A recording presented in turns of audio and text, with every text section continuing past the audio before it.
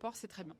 Et Canggu, est-ce que je te le recommande ou pas? Moi, je vais à Canggu parce que c'est une ville d'expatriés. Il y a énormément de business, il y a énormément d'expatriés. Du coup, c'est assez intéressant quand tu vis sur place, que tu as envie de faire la fête ou que tu veux avoir un lifestyle un peu balinais en allant bruncher, en allant au sport et en buvant ton petit matcha. Maintenant, est-ce que c'est un indispensable dans ton itinéraire? Franchement, je suis pas sûre. Maintenant, si tu veux tester Canggu, tu peux tester. Et ensuite, tu as toute la côte ouest. La côte ouest, c'est ma partie préférée de l'île. C'est celle où tu ne trouveras aucun touriste. Et je te mets au défi d'en trouver. Parce que moi, quand je l'ai fait, il n'y en avait absolument aucun.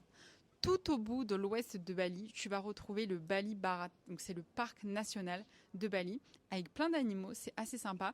Et tu as des petites îles aux alentours qui sont assez sympas. Du coup, pour conclure, qu'est-ce que tu dois faire quand tu viens à Bali? Déjà, tu dois t'écouter en fonction de tes envies. Sache que l'ouest de Bali, c'est l'endroit où tu retrouveras le moins de touristes. Le nord est encore aujourd'hui avec très peu de touristes et n'oublie pas aussi de passer par Munduk. Munduk, c'est la région des cascades, des montagnes. C'est assez sympa. L'est de Bali est aussi très reposant et le sud de Bali, c'est celui qui est le plus animé. Tu peux aussi passer sur les îles et aussi n'oublie pas Nusa Lembongan, c'est une petite île qui est assez sympa. En gros, moi je te dirais, si tu hésites entre les îles Gili, Nusa Penida et Nusa Lembongan, je te recommande vraiment d'aller à Nusa Lembongan parce que Nusa Lembongan, c'est que 30 minutes en ferry depuis le port de Sanur, donc depuis Bali, et tu as quand même des plages qui sont assez paradisiaques.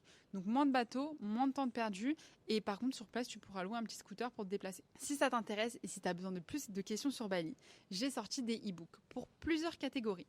Les solo travel girls, les familles, les amis, les couples et les immanquables. Tu pourras retrouver tous ces itinéraires dans ma bio. Si tu as des questions, n'hésite pas, mes DM sont ouverts et on se voit bientôt à Bali.